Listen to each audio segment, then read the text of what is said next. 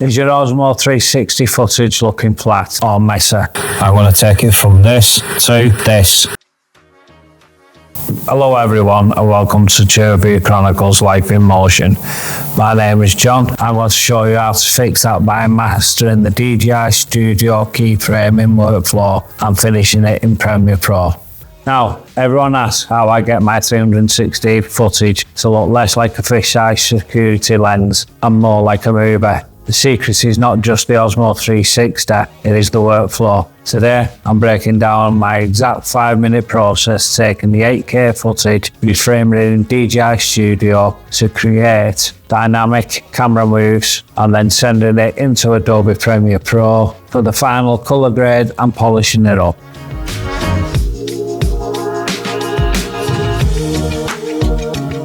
So I'm editing with the ASUS ProArt 16 OLED with 64 gigs of RAM and 5 terabytes of storage. And my screen is the ASUS ProArt 27-inch monitor. Absolutely phenomenal. At the side I've got 2 C-gates, one's 8 terabytes, the other's 10 terabytes. There's for all my backup with the speakers. And then on this side I have my Fieldworld Lot 7 monitor, which usually connects to my Panasonic GH7. And we're just in the process now of getting my editing wall set up. As you can see, I've got that view there, absolutely stunning. And then you've got my wall here, and I'm going to get a print in the middle there, big long one of my panoramas with 2 lights pointing onto it, and then shelves all down either side to house all my vintage cameras and stuff like that. With the lights on, that's what I want in the new year. But once it's all sorted, I will do a full profile of my editing setup. As you can see, this is our editing today. With that being said, let's jump on in to editing the DJI Osmo 360.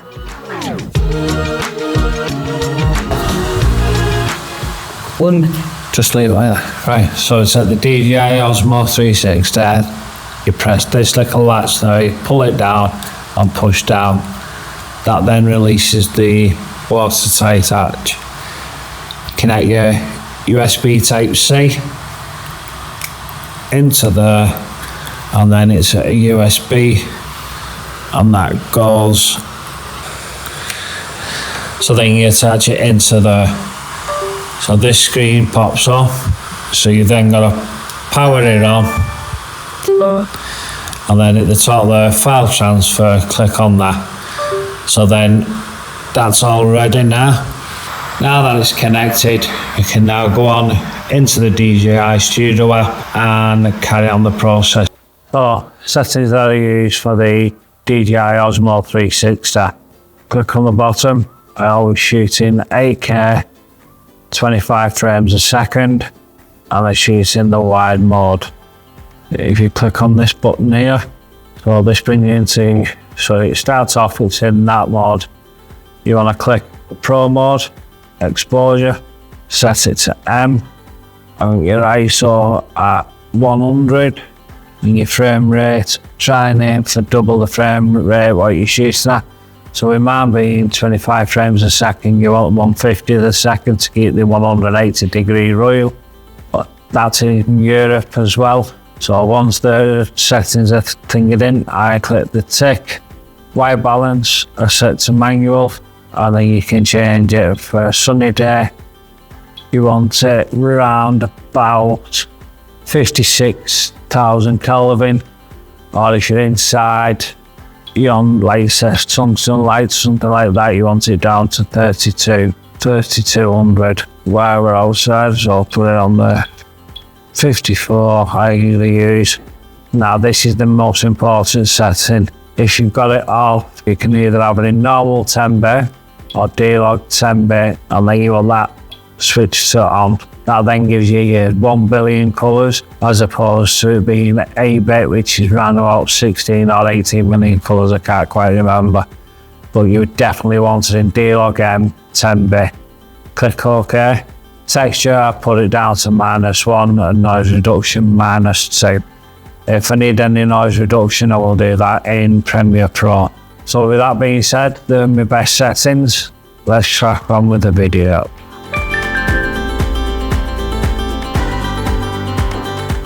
Now that we're in the DJI Osmo app, first things first, the raw.osv files. We use the DJI Studio to stitch and reframe. So once connected, turn on the Osmo 360, click on, then on the DJI Studio desktop version. We do have an iOS and Android version as well, but for this workflow, I'm using the desktop version. You then click on the connected device here in the corner, and then drag your OSV files onto the timeline below. So the app automatically handles the stitching, as you can see. You can see me on there trying to extend the invisible stick. But you come a few frames in. Let's get this lined up to work. So first things first, right, let's get it. So I want to start it there. Well, I want it to start there now. So for the project information, it's in the 16:9 aspect ratio. So now that we've got the footage there, I'll play it. So if we start from there, and then I add my first keyframe. Get it to where I want it. So the keyframe there, and then come forward. Keep me thingy all the time, add another keyframe.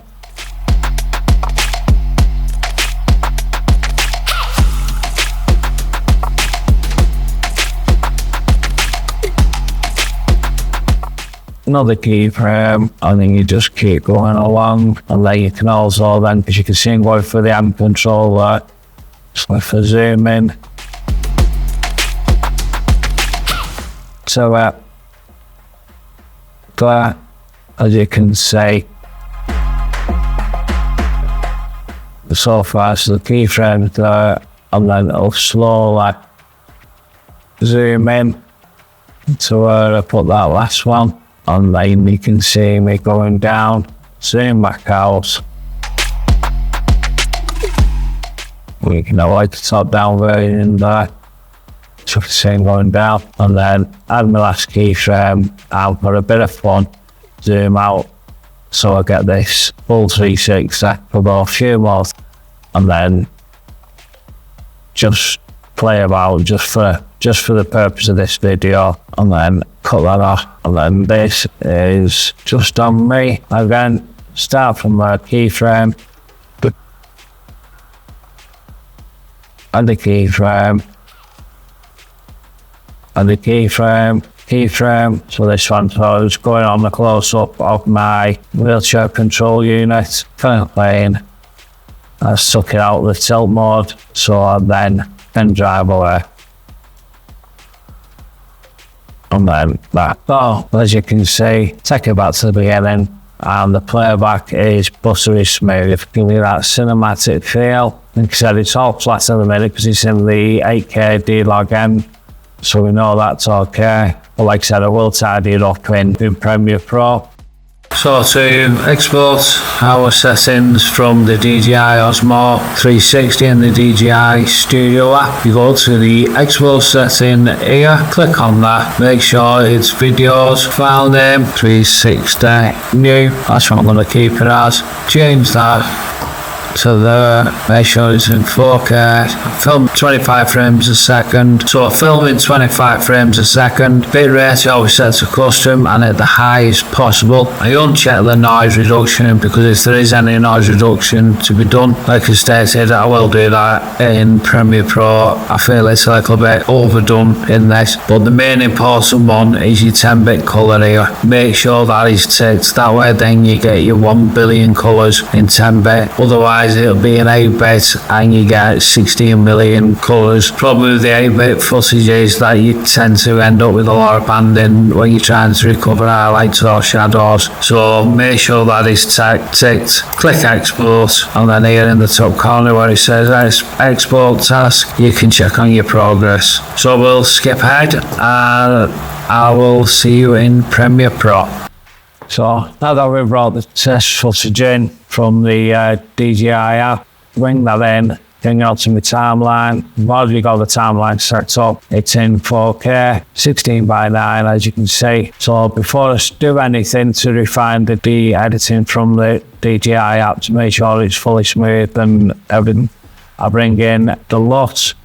Now this LUT I designed myself. I'm very proud of it. It gives that professional one-click grade where you can use edit with your Panasonic V-Log, DJI D8 Log M, D-Log for your drones or the DJI Pocket 2, and OM Log 400 for the OM systems. I found that it works on them all. You might have some minor tweaking here and there depending on whether it's a really bright sunny day or it's particularly dark. You might have to lower the highlights a little bit or raise the shadows a touch, but I've imported it there, bring that down onto there, now it's selected, and then as you can see it goes from dull and flat to vibrant and colourful, and I really don't think I need to do anything with that at all. That looks pretty good to me. So I then go through, make sure that it's playing. What I could do is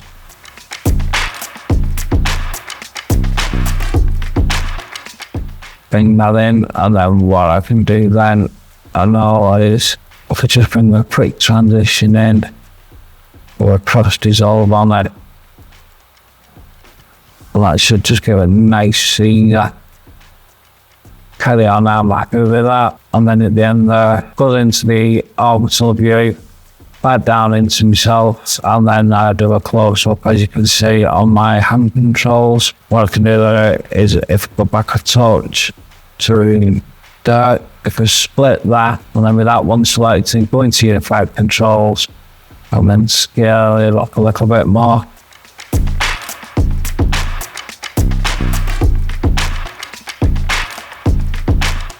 And then bring it to there. Yeah, so that it goes from that to zoomed in. And with that one, I'm going to do a from dissolve there. Well, just to show you that my LUT does actually work. Here I have video that I've already done previous about me WAV. Set this LUT, bring it across, and this was filmed in V-Log.